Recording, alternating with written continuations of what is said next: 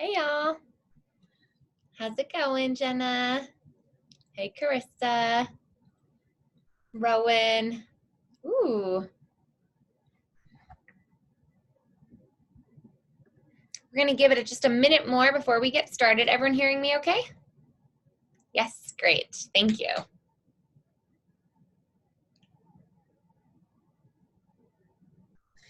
I'm finally, the third time around, actually providing some evidence of this happening on social media for the first time this month.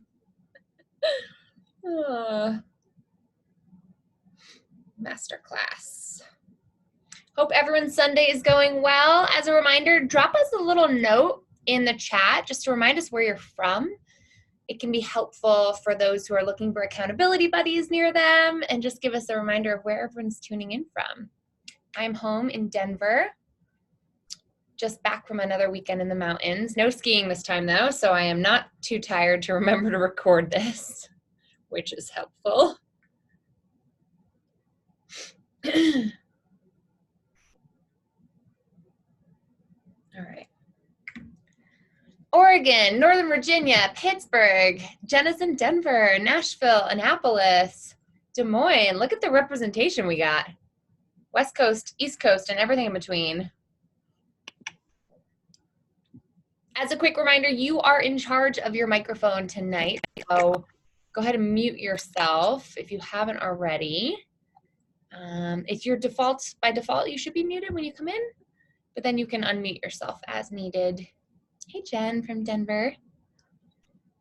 All right, y'all, we're gonna get started in just a minute more. Let me share my screen. I hope you're having a wonderful weekend, maybe a long weekend even. Happy MLK weekend.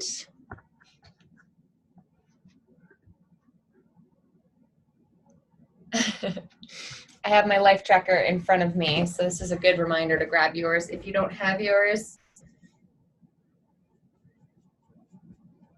And we'll get started in just a minute more. I think a couple folks are still trickling in.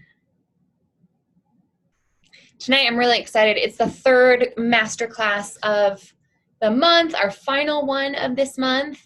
And it's really about answering your questions, making sure you feel fully equipped to make the most of your planner. It's fascinating. You know, I've heard from women who have been using the LifeTracker planner for years, since we developed it 3 years ago. And they're saying that this year's masterclasses have really helped illuminate the different ways that people are using the planner and maximizing it for their own personalization and their own personal best use. So that's great to hear. Keep in mind, if you have any questions at all about the LifeTracker planner, tonight is the best time to ask them. There are no dumb questions.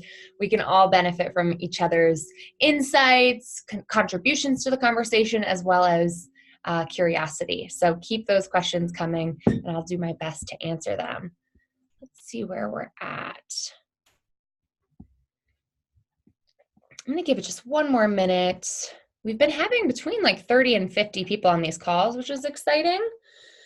What have you been up to this weekend? Share with me in chat what you've been up to. This weekend, because it's a holiday weekend here, everywhere across the country, the mountains get really crazy packed with tourists, and the traffic was especially egregious. So we skipped long lift lines and skipped skiing this weekend, which is kind of a big deal for my household, which is very ski obsessed, and instead went winter zip lining, which was a Christmas present that Brad the Boo's sister gave us. So that was very exciting and new and awesome and thrilling. I'd love to hear what's happening in your neck of the woods. Okay, we got up 22 folks. Errands and catch-up weekend, that's great. No worries, Michelle. Date night at my favorite restaurant, awesome. Winter ziplining was, I think it was called like Top of the Rockies was the name of it. And it was somewhere near Frisco, or it was in Leadville, one of my favorite little towns up there. Everyone come visit me in Denver. I'm trying to figure out a way to plan for a Denver-based bossed up retreat someday. I've been saying this for years since I moved here, but keep your eyes out for that because I want to manifest that in the next couple years, if not this year. Help my best friend take headshots for her new business. Awesome. Elbeth is still at work. Good for you for tuning in, you little rebel. Just got home from book club. Awesome. What are you reading this month at book club? Sloan's Lake. You're like right in my neighborhood, Jen. That's right near where I live. Maternity leave time with baby and hubby. Congrats, Carissa. That's so exciting. I just submitted a letter to the editor to a Colorado newspaper here on paid family leave and why women business owners are especially ready for paid family leave to be a thing here in Colorado. So I feel you. I'd love to learn more about your experience. Reading The Nickel Boys and At the Water's Edge. Awesome. All right. Ooh, caucus goer. Kristen, right, you're in Des Moines, right? Oh my gosh, that's so exciting. Shake every presidential candidate's hand for me. All right, y'all, it sounds like you're having a wonderful weekend. I'm so glad to hear it. Last week felt like such a disaster. At the very end of our masterclass, if you were sticking around to the very end, you may have heard me be like, oh, I'll send the recording out tomorrow. Oh, I didn't hit the record button. So everyone can rest assured, I hit the record button tonight. And tonight we are off to the races. And I don't know about you, last week felt like a grind. I just felt like my energy was low. It was a little ironic that we were talking about the middle dip of motivation in the middle of the month, feeling kind of low. So maybe I was just, I don't know, maybe I was just like the placebo effect of talking about it, feeling that way last week. But it's a new week. We're off to the races. Let's talk. Oh, this is the wrong set of slides. Let me try that one more time. Nope. This is the right set of slides, the wrong title. So tonight what we're talking about, let me just update this real quick, is getting past guilt. Well, here's a little BTS bust up. Getting past guilt and reaping rewards. All right.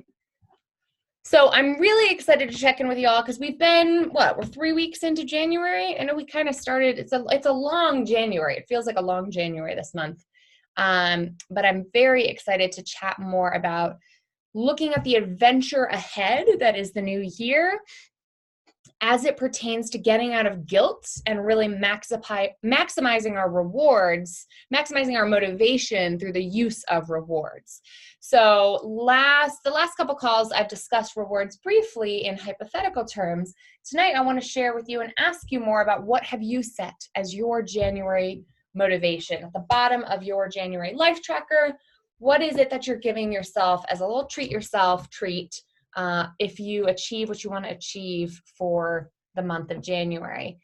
Mine this month is a much needed facial, thanks to the power of some very strong concealer that I just popped on. You can't see that I'm breaking out terribly today and like this whole month for some reason. So I'm excited for that. What is your motivation? I'm excited to hear from y'all. New gym bag, new hiking backpack, dinner at Parisi, love. Hiking spot with a cool hiking buddy, ski day, yes. A weekend just to relax, no chores. I love that. You know, we're going to talk more about what makes for the best motivation, what makes for the best rewards. And the idea is really personalization. So let's talk more about that. As a quick reminder, as before, make sure to use that Q&A function all night tonight. If anything you pop in there is not acknowledged by me or gets by me and I don't see it, it's just me tonight. So feel free to unmute yourself and interrupt me as you see fit. It's not really an interruption, it's an addition. So just add your voice to the chorus here if you want to chime in and I don't see what you're asking.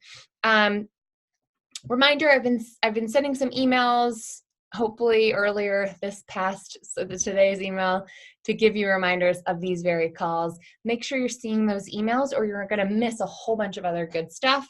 And we're trying to get better about giving you more nuanced email preferences at Boss Step, so that if you're sick of hearing about negotiation this month, you can unsubscribe from the negotiation conversation. Or if you, at some point, don't want to hear more about the LifeTracker Planner accountability emails, you can unsubscribe just from those as well. But make sure you move my emails to your primary inbox so they don't get lost in spam.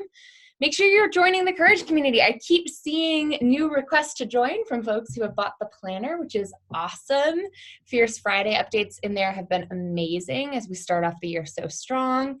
And I just confirmed with Ellie, our graphic designer, who's been working very hard on a variety of different assets here at Boss Step. She has told me that she's going to get the digital product, the digital version of the Boss Step LifeTracker planner up for sale tomorrow in the Boss Step shop. So hopefully you'll see that in the reminder email or the replay email that I'll send to you tomorrow. If I don't send you the replay email right away, it's just because I'm busy. You haven't missed it. So I will send it, I promise, sometime tomorrow, and it'll probably include the update about the digital download. Cool. Cool. If you haven't picked a reward yet for your monthly reward, you're in the right place. That's one of our goals for tonight.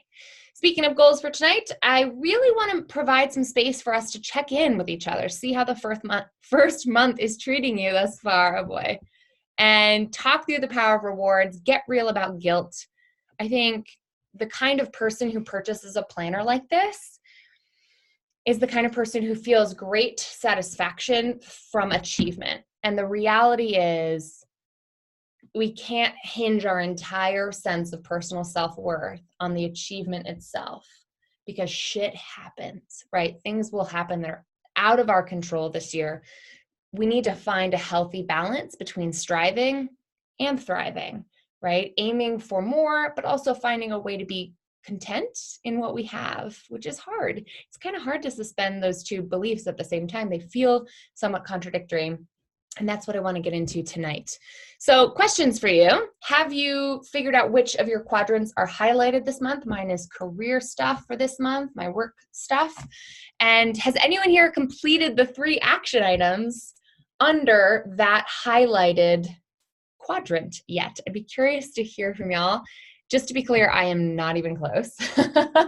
This month is getting away from me. But we're still in it. We're still in it to win it together. And if you have completed those 3 actions in your highlighted goal, have you given yourself your reward? My philosophy on the motivation part of the LifeTracker is that as soon as my top 3 actions are tackled in my highlighted goal for the month, I go ahead and give myself that reward. I don't wait till the end of the month. And the philosophy is it kind of motivates you to prioritize that which is most important to you. Again, that which is most important to us is rarely the most urgent. So it helps us create a false sense of urgency to motivate ourselves. And if not, if you're answering no to all of these questions, I guess my question for you is, what have you learned about yourself in the planner this month thus far? Because a big part of this is just acknowledging it takes a little time. It takes a little time to tap into your own rhythms, your own motivational mechanisms, and figuring out what works for you. Trial and error is a wonderful teacher. Cool. Ooh, so you're on track to complete mine. Michelle says, I did accidentally. Michelle, I love your updates in the Courage community. Ever since boot camp in LA, you're like, holy shit, I'm making so much progress. How is this happening? And I just love how you revel and sort of seem to surprise yourself in how you've been cruising along. So congratulations. We're going to talk also about I've been feeling the same way lately, and then one bad day will set me so emotionally off course. Learning to recover is also key, which is what we're going to talk about tonight. Skylar, you tackled your highlighted goal. Rowan's on her way. Jenna's on her way. Last step is asking for my boss's support and money to join an industry group. Awesome. Relationships was my highlighted goal. Checked off the 3 to-dos and went to Parisian Friday night. It was so helpful to have a highlighted goal. I'm so glad to hear that. I have been so validated. I don't know why I didn't have, my confidence is something I'm still working on because I'm such a data-driven person. If I don't see the numbers and see everything is working, I don't always hear from y'all. So just this month, man, everyone has been sharing, not everyone, but a lot of folks have been sharing how well this method is working for them. So I'm so delighted. Cool. Okay. I couldn't decide on what to highlight. Ooh, Amanda, I feel you on this one. That's a tricky thing. Just keep in mind, if you don't set your priorities, life will set them for you, right? Like by default or by design is how we prioritize the stuff. Jenna, I'm glad you find me very confident. Sometimes I find myself very vocally confident in my own abilities, and then I struggle with insecurity just like the rest of us. You know, one bad business decision or one product that's not quite performing the way I think it will, and I'm in my therapist's office like, this is all going to fail. This is not going to work. You know, we have to blow the whole thing up. And Brad has seen me do this so much that he's a little bit like annoyed, quite frankly, when I talk about myself on such terms. And so we've had lots of discussions about that lately. So I'm glad that's the reality behind it. All right, let's jump into it. I'm full of tangents tonight, but let's talk a little bit about the power of rewards. So the power of rewards. Oh my God, Ashley, tell me what your therapist thinks about this. I'm excited to hear her take. Couple of key best practices, let's call it, when it comes to setting solid rewards. Keep them personal. I think it's hard to figure out what we would want for ourselves at first. It takes a little habit formation. It takes a little practice of really identifying when we are pining for something. So give yourself permission to warm up to this concept and keep your eye out for things that you would, kind of delight in or pine for that you wouldn't normally treat yourself with. These are the kinds of things that you would be so happy if someone knew what you actually wanted for the holidays and gifted you that. So those are what make the best rewards. Like if you could just teleport your ideas to your loved ones of I don't think I want another sweater or a pair of socks. Here's what I'm really wishing for this year. Those are the items or little actions that make for the best rewards. Things you wouldn't normally gift yourself, but are delighted by. Another thing to think about, especially if you are looking for no-cost rewards, is to try to recall what delighted you when you were a child.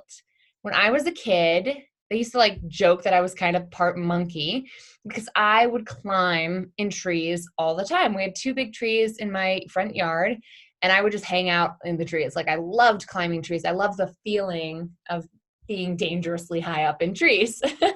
And so the first year we had the LifeTracker planner, I recognized this kind of latent longing that was within me of something that my 7-year-old self would have loved to do, which is go climbing more. Turns out that's something you can actually do.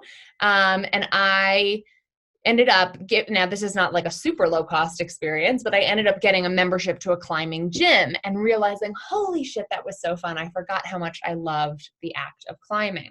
So maybe for you, it's watercolor painting. Maybe for you, it's singing out loud. It's finding a way to get into crafting again, making something, whatever those treats are that you used to really enjoy when you were a child. We have to bring ourselves back to that childlike state of wonder to really think about what would delight us and what would be a good treat yourself treat. So I'd be curious to hear what comes up for you. Gail's a tree climber too. Awesome, Gail. Punch passes and day passes, so true. Here in Colorado, finding a climbing gym is a lot easier. In DC, where I was at the time, we'd have to take the metro to Earth Treks out in Rockville, Maryland, and it was a whole time investment in addition to a financial investment. Cool. Okay. So my question for you is, what would a young version of you, a child version of you, really delight in that might help inform your rewards moving forward? What did I just do? Goodness. Okay. Couple other best practices to keep in mind when it comes to reaping rewards. We want to try to make these a rare event, not an everyday event. They can certainly morph into an everyday event, but in order for them to feel special, when you set them as your motivation for the month, there's an element of rareness that would make it more exceptional, right? We want these to feel like exceptional treats. And then the really important thing is to remind yourself when you are receiving your own reward, what is the psychological link? What are you rewarding yourself for? Really tie it back to the achievement itself. You can even say, like, I'm so proud of myself for making my relationship a priority this month. That's why we're having dinner tonight, darling. You know what I mean? You can actually state it out loud or write it down somewhere that's special to you, and just making the, like, we don't actually hear women say the words, I'm so proud of myself in this society very much at all.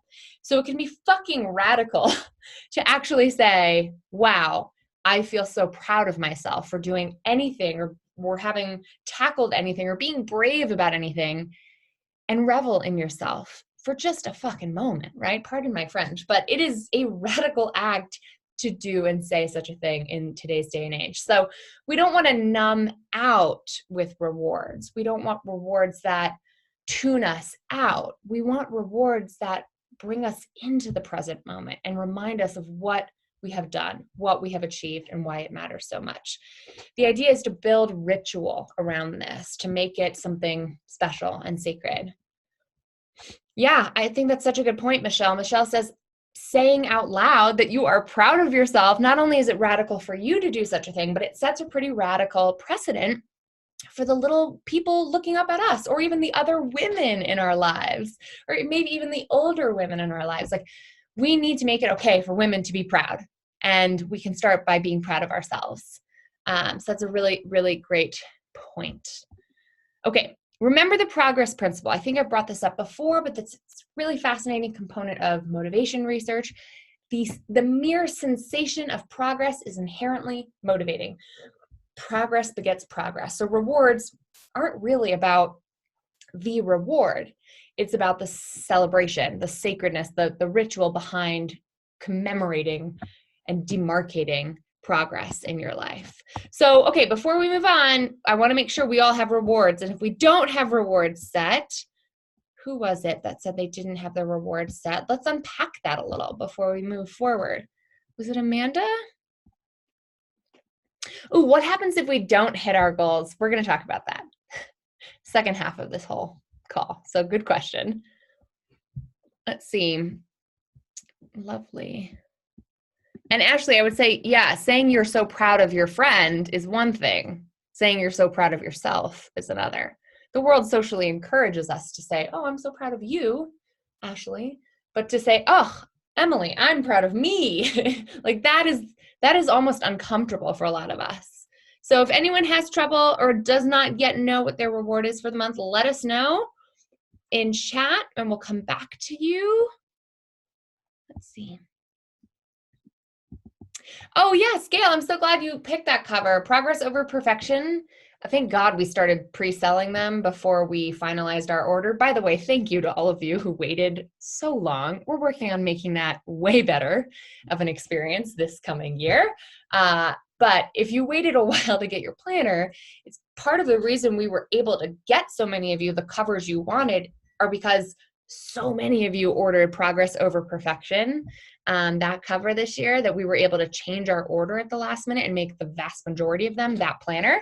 I personally thought this was going to be the big seller, and this was by far the smallest, so you just never know.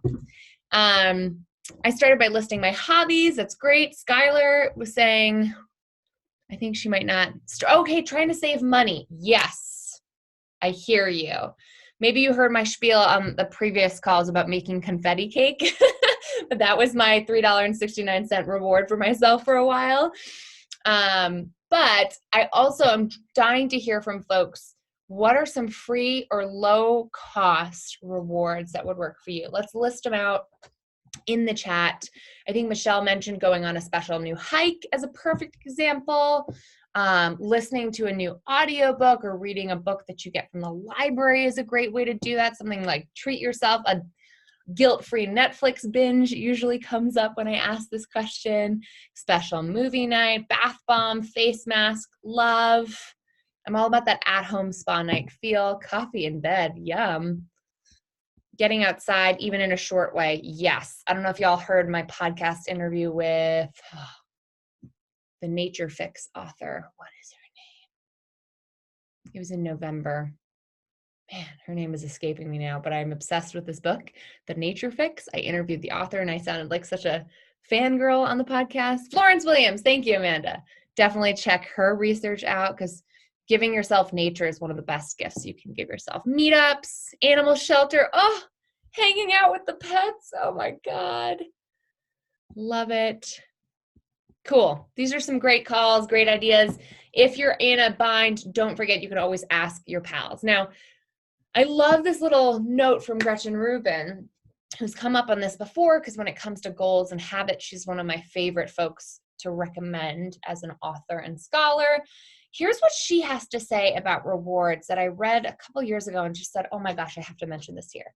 When we give ourselves treats, we feel energized, cared for, and contented, which boosts our self-command. And self-command helps us maintain our healthy habits. Studies show that people who get a little treat in the form of receiving a surprise gift or watching a funny video, which I treat myself with regularly when I am bored at work, gained in self-control. So isn't that interesting? Like a little bit of contentment gives you more self-control, a little more agency and mastery. It's one of her secrets of adulthood. If I give more to myself, I can ask more from myself. Self-regard isn't selfish. When we don't get any treats, we begin to feel burned out, depleted, and resentful. This comes straight out of her book, Better Than Before, which has come up on these calls before.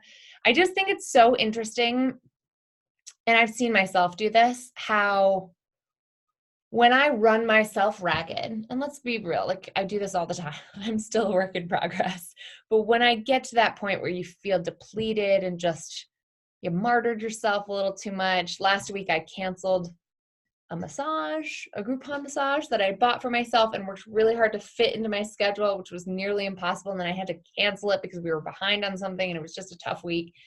And I felt at the end of the week kind of resentful to myself for making that sacrifice. I'm not the nicest person when I feel that way. And thank God for therapy, but like it took me a minute of self-regard, of taking care of myself, of saying, you know, my to-do list is important, but it's not more important than how I treat other people around me. And kind of getting that perspective, giving myself a little bit of a break, made me a better person to be around, a better boss, a better partner. And it's just a good reminder that sometimes when you are sacrificing too much or suffering for success, as I describe the martyr mindset in my book, you can't be good to other people. Like we are not good to other folks, and we get resentful and we don't have that much command over our behavior. We turn into these petulant children who are being bitter and not acting in a way that makes us proud. Chat is blowing up right now. I'm assuming you're feeling the same way. I totally get it. It's good to know that I'm not the only one. And yes to the discussion about Trader Joe's flowers. Big fan. Okay. So a couple other components of the research when it comes to rewards. Obviously, we know it's good for us. It makes us better people, but it's still hard to practice in real time. So what I love is one little component of the research on this is called temptation bundling. I use this in a form of everyday rewards, everyday motivation. What it basically boils down to is pairing your short-term desire for this hypothetical exercise. It might be watching The Bachelor, which I still don't understand why so many of my feminist friends love this show. I can't understand it, but apparently it's a thing. It's a national phenomenon. And let's say you love watching The Bachelor. I'm not throwing any shade. I'm genuinely confused about why this is such a big thing. But let's say this is your short-term desire, but you also want to motivate yourself to get to the gym and do something productive and feel like you're making progress on your wellness goals. You can bundle that temptation with the progress step, the action step on your goals by saying to yourself, okay, I'm only going to watch The Bachelor at the gym, or I'm only going to watch The Bachelor if I do, a little minute of cardio on the commercial breaks. So those are good things to bundle. Not everything can be bundled, but oftentimes they do bundle well. A little reward simultaneously delivered with making progress on your action step. I wouldn't consider this like a motivation for down here. It's just a way of considering how you can incorporate rewards in an everyday kind of way. Questions, comments on this? Whew. Audiobooks while I clean, yes. Same podcasts, getting outside more, buying yourself flowers. I love what's happening in this chat right now. Y'all are being so sweet. Podcast reserved for the gym, yes. So there's ways to motivate the aspirational action with a short-term temptation that you're satisfying at the same time. To be clear, not all bundles make sense. Like indulging in a sweet treat while at the gym on the elliptical doesn't necessarily make the most sense. But, you know, just keep in mind, not everything overlaps, just like we talked about in the first call, but it can be helpful. The other thing that I'm just realizing now isn't in here, but is worth mentioning, it's not in the slides explicitly, is something called co-indulgence. Co-indulgence is a way of using a reward in a way that makes you feel less guilt, less shame, and gets you back on track faster. So let me break it down. Let's say I'm having a bad day. I'm walking by my favorite homemade ice cream shop in DuPont Circle in DC, where I used to frequent, Larry's Homemade Ice Cream. And I'm having a rough day. I don't feel motivated. Things are not going well. And I know I need to go home and spend the rest of the afternoon or evening like getting my shit together. But I don't feel like getting my shit together because I'm having a bad day. So I'm going to jump into Larry's Homemade Ice Cream, get a delicious ice cream cone, satisfy that short-term desire, and then I'm going to feel crappy afterwards. Now, not always, and I hate to use food references, but because no food is bad, no food is good. But let's say I indulge and then afterwards have that indulgence kind of hangover, where you feel like, oh shit, maybe I'm not going to make the most of this evening together. Maybe I'm just going to keep indulging and keep watching Netflix and keep eating sweets all night and say, fuck it, the day's over. I'll try again tomorrow. Do you know what I'm talking about when I say that? Like, there are certain indulgences that just lead to more and more indulgences and don't get you back on track. The way to overcome that, I love this chat right now. So the one strategy for preventing that spiral of shame, as I call it, is from the research, it's called co-indulgence.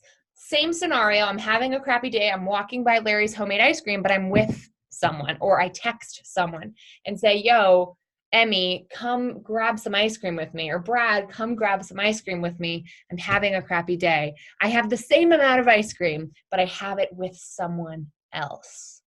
The experience is completely different when you indulge with someone else. The research shows that 3 things happen. Let's see if I can remember all 3. 1, your bond with that person is strengthened. 2, you are more likely to get back on track faster. So I'm much more likely to go home and actually get my shit together that evening. And then 3, your perception of the indulgence is different. You experience less guilt and less shame over the indulgence itself. So it's kind of like your perspective shifts when you indulge with someone else. Partners in crime is the perfect way to put it, Jenna. So if you're going to indulge, if you're having a rough go of it, if you're not making the progress you want, keep in mind that community is so key on this. Like, whether you're thriving or struggling, community can help you get back on track faster. Cool? Hopefully these 2 little side notes or sort of facets of rewards can be helpful in a daily or weekly basis, not just the monthly motivation that we've already discussed. Okay. So let's talk about the question that already came up, right? What happens when you totally fail? Like, what happens when you get to the end of the month? And this will happen at times. By the way, statistically speaking, based on my last couple years of running this, most of us will have a pretty cool January. We'll have a pretty high motivation January. And then February comes along. The month gets away from us because it's super short. And we like all have a shitty February. So brace yourself. February can be rough.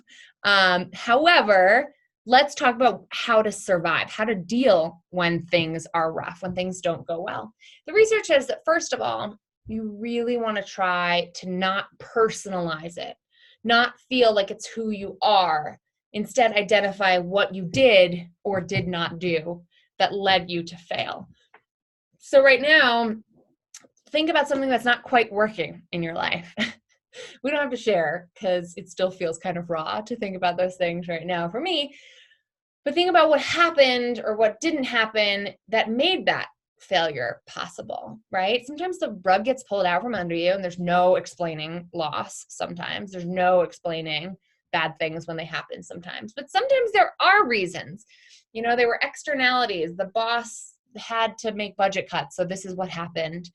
Or you were the last one hired, so you're the first one out. Or, you know, you were the highest paid, so that's why it didn't work out. Like really identifying what you did or didn't do, or what happened or didn't happen that led to this failure. It is not definitive of who you are. And that really reminds us of the difference between guilt and shame, right?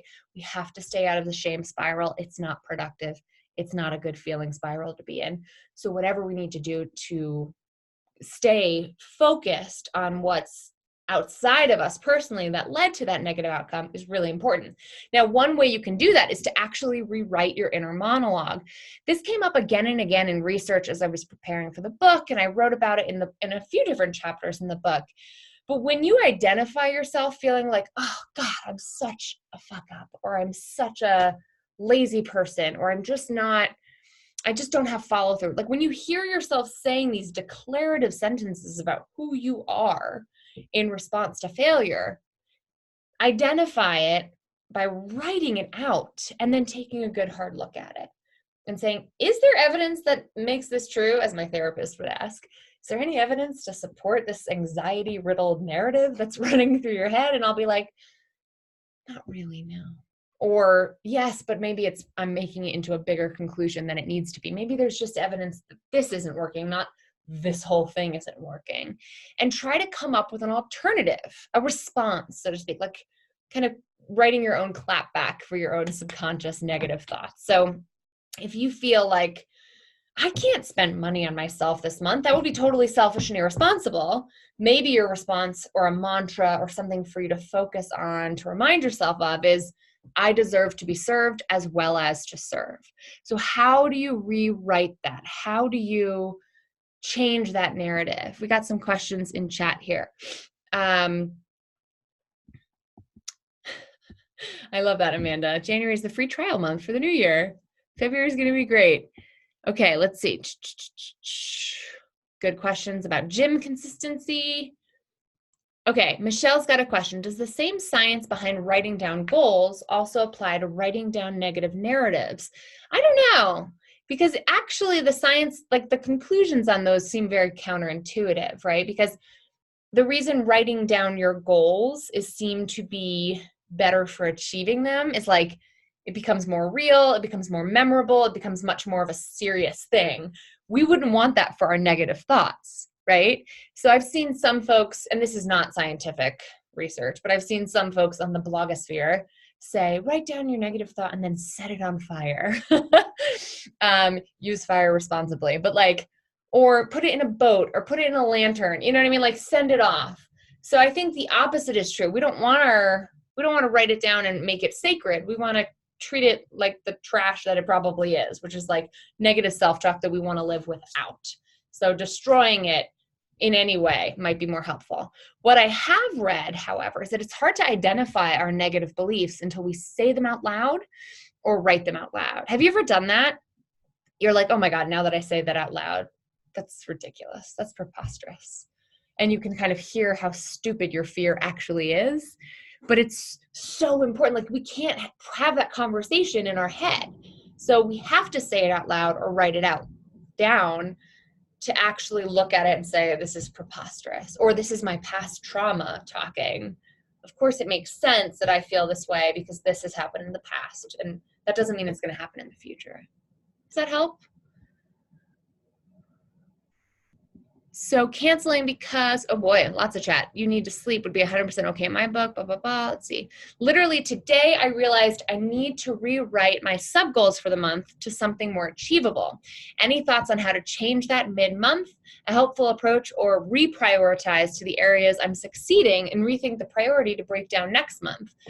I think, Sarah, this is a great question. I love that you're kind of saying like, you haven't failed this month. You need to set a new course for the month, which is great, right? I write in the Bossed Up Manifesto, failure is inevitable on the road to success. It's kind of like, as long as you don't see failure as the end point, you're fine. Keep rolling.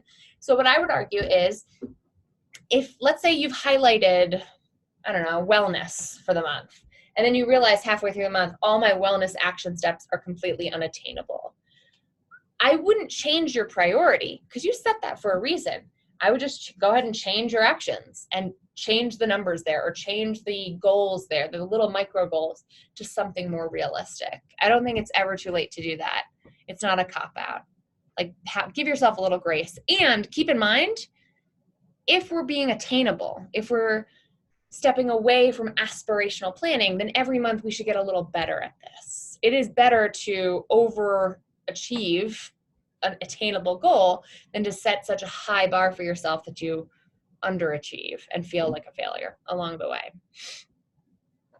Awesome, awesome, awesome. Lots of good stuff. Yeah, I agree. Ashley's saying, it's not like you didn't take any steps towards your goals. A lot of things just can't be accomplished in just 1 month. As a reminder, I don't say this enough, the left-hand side of your life tracker is often the same for many months, if not all year. Like, keep moving is my wellness sort of vision for this side. Like, that is okay for that to remain consistent. Getting a new job, let's say that's up here in the top left bubble here, that might be the same for months. So don't feel like you have to change it up all the time. Progress over perfection. Yes, Rachel. Okay, the last thing I'll say on failure here is, I actually kind of just alluded to this. We want to see failure as a temporary state on the road to longer term success. And if you think about it, oh God, I'm going to sneeze. No, I'm not. Okay. If you think about it from a scientific perspective, failure is really helpful information. I know this is easier said than done. But if you run an experiment and you have a hypothesis and things do not actually confirm your hypothesis, in some ways that's a failure, but in other ways it's a victory because you've understood something new about your hypothesis being wrong. Like, can I make it to the gym 4 times a week? No, turns out I can't, right? Like, when you use the LifeTracker as more of an experimental process, you can see that setting attainable goals becomes more of an iterative design process, like an iterative cycle, so that every single month you get better and better at being realistic while still being motivational. So look at it at the end of the month and say, if I did X, this other outcome happened. This did or did not happen. Why might that be? I love this little phrase from Tiffany Dufu, who's an author of Drop the Ball and a leadership expert, who says, if you want to get somewhere you've never been before, you're going to have to do something you've never done before. And that something of what you have to do to get there takes a little exploration, takes a little experimentation. So being patient, which is not my best quality, but being patient with yourself as you learn more through the iterative process is really helpful. I'll be honest with you, it's hard to hear this when you're in the thick of it, when you're like, damn it, this isn't working. I don't know why. It's all not working. And I tend to over dramatize and globalize one small failure to mean everything else is fucked. But if we can remain curious, not furious, if we can try to say, well, why isn't this working? What do I know? What are the facts?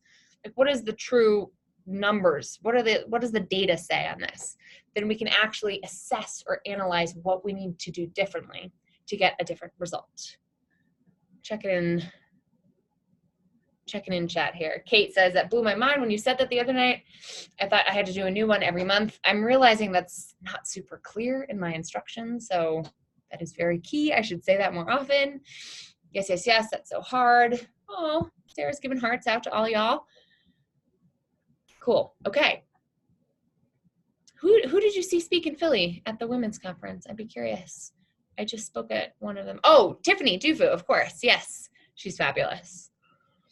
If you are sitting through this call tonight and you're thinking, oh God, I have continually set myself up for failure. I have chronically been overestimating my capacity, and you feel just constantly behind. It's not a bad week, it's not a bad day, it's like all the time.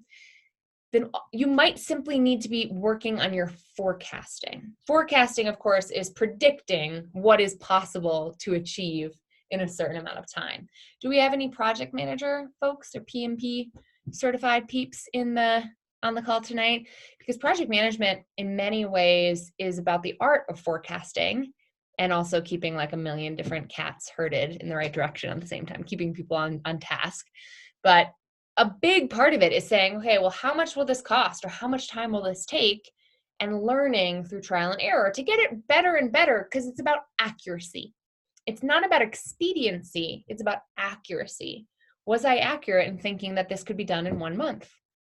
If the answer is no, it's not necessarily bad that it can't be done in 1 month. It might just be bad, so to speak, that we are expecting ourselves to do it in 1 month. So really think about blocking out your time so that you can estimate how long it will actually take you to do what you're trying to do.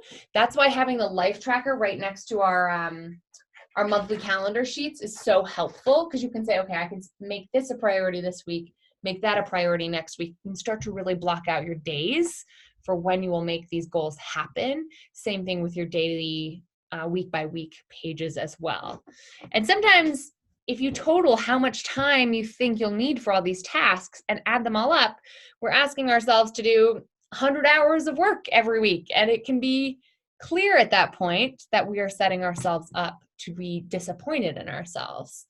Budgeting in time for rest and renewal, sleep and meals, breaks, and whatever else you need to do to be sustainable has been hugely helpful. I've heard from folks here who've used this planner and method and blocked out lunch breaks for themselves, or walking meetings, or just downtime for themselves. Whatever you need to do to give yourself permission to be more sustainable is helpful. And this kind of forecasting gets us better and better at estimating our capacity. And that can help us say no. It can help us feel not just confident, not entitled, but what's the right word? It can help us feel justified in saying, oh, you want me to add that to my plate? You want me to serve on that committee? You want me to be on that board? Truly, I've done the math. I've done the work. I don't have the capacity to do that. Like, I can show you the numbers. Like, that will not fit. And when we get blinded or get excited by things and just say yes, yes, yes, yes to everything, we can have sometimes corrections, like not a market correction, but a calendar correction, where you say, oh, I thought this was possible and it is all not possible. So I need to make some tough calls and have some tough conversations about boundaries and resetting expectations. It's always easier to set them from the get-go, but it is never impossible to reset it. It is trial and error. It takes a little forecasting. And I would almost argue that February is a great month to learn from January what we can do better the next time around. Every month we do this, we get better and better about estimating what is realistic, not just what is aspirational. All right, I'm going to pause for questions here if we have any. Hopefully these tools will come in handy not only for reaping rewards on a daily, weekly, and monthly basis, but also for preparing ourselves that when we are on an adventure, when we embark on an adventure, uncertainty is certain. Like, we will experience uncertainty. That is part of the ride. And with those ups and downs, we need to prepare ourselves psychologically, not only to celebrate the highs, but also to survive the lows, and to be prepared with the skills and the tactics and this community that can help us weather those storms. I almost, like, we went with kind of a jungle tropical theme for this year's planners.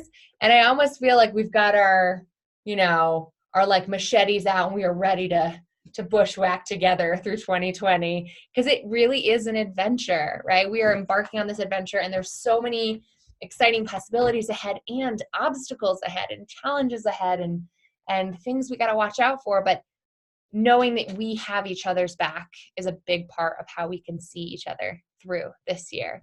So speaking of that, here's how we've got your back at Bossed Up. Keep an eye out for those monthly emails. I told the team last week, I told Kirby and Ellie that y'all were very excited at the concept of monthly reminder emails. So we will be sending those out, and we'll make them pretty and inspirational and inspiring. And maybe I'll even include things that I've read lately that I thought related to goal attainment that you might find interesting. So keep an eye out. I'll be sending them at the end of the month saying, hey, don't forget to check in with yourself, how to go. You can always reply to those emails. It's just me on the other end. So know that those emails do come straight to me. Also know that I'm not perfect about responding to my emails perfectly quickly all the time, but they're there and I will read them and I will most likely respond if a little late. Late is relative though. Like I refuse to think you should apologize for an email that comes in like a day later than you thought it should. What else? Oh yeah, the team's very excited about that. So keep an eye out for those. Make sure I'm not getting stuck in spam. You want to prepare yourself. I know it feels like mid-January, but this month is extra long this year. I swear to God, it's because we started January midweek. So yeah, it's this week and then all of next week before we're into February. 2 more full weeks of January. So prepare yourself to really measure how things are going. What is your focus? Where are you going to make time to make progress on your highlighted goal? And then let's use all that new self-knowledge and insight to fill out a new LifeTracker for February. I'd love for you to share your treat yourself moment if you can, so it inspires others in our community, and share your February highlighted goal. Your LifeTracker is always welcome in the Courage community too. Even though not everyone in the Courage community has the LifeTracker planner, it's still, there's a lot of us in there who do, and making a separate group just for us doesn't frankly make sense to me, because I think a lot of other people are inspired by what you're doing too. Oh, so have you been seeing the Fierce Friday check-ins there? Because that thread has been so amazing. Keep checking in on Fridays, because sharing your wins, I always say this on the podcast, because every Tuesday episode we end with either a shout out or actually hearing from a woman who calls in to say what she's proud of and say, here's my boss move of the week. It's really not just about you, to be clear. It's not just about you being proud of yourself. It's not just about you, celebrating a victory. It inspires so many other people who are listening or who are watching you in the Courage community to do the same. So when you win, you inspire others to win as well, or you inspire others to be like you, to emulate your progress. And it's inspiring. So keep that in mind. It's not just for you, it's for the rest of us too. Celebrate those wins. And then the last couple things I wanted to share with y'all, in addition to answering any questions that I'm seeing come in here. Yes, Gail, we lift as we climb. My live negotiation workshop is coming up this Wednesday evening. We have about 5 spots left. It's a deep dive, intensive, interactive workshop hosted on Zoom, which I'll be broadcasting live from our offices with the whole Bossed Up team present. And we'll be really walking through a step-by-step workshop for you to negotiate for more. Whether you're asking for a raise and promotion or just a raise, or preparing for a job search that'll probably culminate with you getting a verbal offer.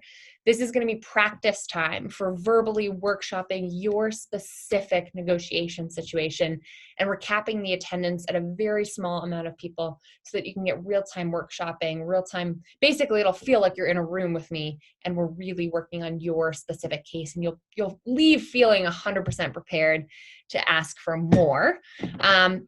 We actually took the negotiation portion out of Bossed Up Bootcamp. So this new virtual workshop is the way that we're continuing to provide that, because I consider myself a total negotiation nerd. And now that Bossed Up Bootcamp is something we're really focusing on getting your bosses to pay for, your employers to sponsor you to come do, things are looking slightly different, more focused on management and leadership development at Bossed Up Bootcamp, which is coming up in San Francisco this March. I want to say March 27 and 28, but it might be 26 and 27. And it's going to be amazing. We are finalizing our trainers for that right now. We have some really incredible speakers. I will be there. And we've really decided this year to help you make the case for your boss to sponsor you to be there. So we have group discounted rates for any employers who want to send 3 or more women to Boss Step Bootcamp to help cultivate women leaders and really provide leadership development support. There's a lot more coming, including some job search programming that I'll be sharing with y'all soon. I think I've alluded to already. So keep an eye out. Let's keep in touch. This is just the beginning of an exciting new year, and I want to keep working with you and supporting you in achieving whatever your goals are. Rowan saying, how often do you check back with the beginning of the year brainstorm goal dump? So every quarter, there's actually more reflection pages, and they kind of relate to the initial beginning of the year goal dump, brain dump, goal worksheets, all those reflections. So if you go to the end of March, you'll see another 2-page reflection section. And so that is a really helpful mini version of what you do in January. So I'd say this is the time. Every quarter, I do a bigger bird's eye view look at what's ahead. And by the way, based on your feedback from last year, for planner users from last year, we added more note pages after every quarterly review. So just know that that's ahead for y'all in your planners. Book recommendations for a book club I would like to start. That's a great question. Michelle's recommending Pivot by Jenny Blake, The Power. I'm assuming you all know Bossed Up, the book, A Grown Woman's Guide to Getting Your Shit Together. Oh God, big stretch. Highly recommend this one. It's pretty fucking good if I do say so myself. It's amazing how many women I'm just hearing from on the internet who have just discovered us and our whole community through reading this, which is exciting. Just came out in May, so shameless plug. What other books are there that I would recommend? There's so many good ones. Check out the Badass Women's Book Club online. It's run by a new friend of mine who I met in DC on my book tour, Gina. I think I had her on the podcast in November, maybe December. And she has some great book recommendations. One of the ones that is on my to-do list or to-read list is Ali Wong's book, Dear Girls. I have to pick that one up. And I'm also reading a bunch of management books. Whoa, Bossy Pants. So many great recommendations. Daring Greatly. Oh my God, there's like so many comments. Big Magic, yes. Catch and Kill, awesome. Oh, Ronan, have you read the one about the Weinstein scandal by the 2 New York Times reporters? Brad and I listened to that on our honeymoon, driving around Hawaii, listening to that book on tape because that's just so romantic. She said, thank you. It's a great book. It's a little horrifying, but I highly recommend it. You Are a Badass, Year of Yes. I really liked Year of Yes. Shonda Rhimes, highly recommend. Awesome. Yeah, I think Ronan and the New York Times reporters, whose names are totally escaping me, they broke the story kind of concurrently. They shared a lot of resources, which is great. So, all right, y'all, I have thoroughly enjoyed this. I'm here to answer any and all questions you may have. My goal with these masterclasses is to do a little bit of a deeper dive into the science behind the planner so that you feel like you have an idea of what our intentions were when designing it. But I also hope that, especially this year, that it's helped illuminate the different ways that different folks use the LifeTracker planner differently and empower you to make it your own and loop back in. This is a very small operation, obviously with big aspirations and big impact, but we want to continue to make this work for you. So the last thing I will ask from you is to share your feedback. Like every single year we make adjustments to this tool and to this program based on the results we get in this survey. So it's a 3-question survey. It takes almost no time at all. But if you have any thoughts, opinions, or feelings to share, go to bossedup.org/survey to share your thoughts on the LifeTracker planner thus far, requests or recommendations, ideas, critiques, anything goes really. Know that I don't grow unless you help me grow. So as a leader, I'm not just looking for reinforcement. We're really looking for areas for improvement and your dreams, your aspirations. My bestie Vanessa, who's a LifeTracker planner user for years now, who's been on these calls this month, sent me a note last week saying, have you ever thought about making a video about how other women are using the LifeTracker planner? I was like, yes, that is a great idea. I hadn't thought about it. And let's talk about it next year. So it's definitely, I'm really interested in more creative ways we can make this experience exceptional for you. Awesome. Oh, Jen says, I love when people share photos of their planners in the Facebook group. I do too. I really encourage you to do that. So often I write like my deepest, most secret desires in here. So that's why I don't often post. And I feel like that might be why some of you don't either. Like totally private shit is in here. So I feel like that might be, like, I've always envied fitness communities that get women to share these before and afters that show the growth and transformation. I'm like, why can't we do that at Bossed Up? And it's like, it doesn't get summed up in a photo very easily sometimes, the kind of transformation that we make in our lives as bosses. But yes, highly encouraged if you are willing to share. You can always blur things out, right? Hot Mess Planners Club, I love it. Awesome. Y'all, I am so excited to hear more from you. Sarah's is full of secrets too. I love it. All right, y'all, this has been so delightful. Let's continue to lift as we climb. Let's continue to find accountability buddies. So feel free to shout it out here in chat if you haven't found one yet, or if you want an accountability buddy and you find someone in the Courage community who shares your common goals, stay active in there, because there is, sometimes, I'm not going to lie, we have trouble keeping up. There is so much happening in the Courage community. It can be a little overwhelming, but know that that is your space to reach out, ask for help, share what's up, and connect with one another. And it's been a pleasure. All right, y'all, let's have a good rest of our evenings. Thank you so much to everyone here for joining us. I'm so glad you've gotten a lot out of this. Definitely share in the survey. So glad this was great. Happy Sunday, y'all. Happy MLK weekend. Let's dream boldly, right? In MLK's honor tomorrow. And let's keep in touch and keep bossing. All right, ladies, y'all have a great rest of your night, and I'll be in touch soon. I'll see you on the internet.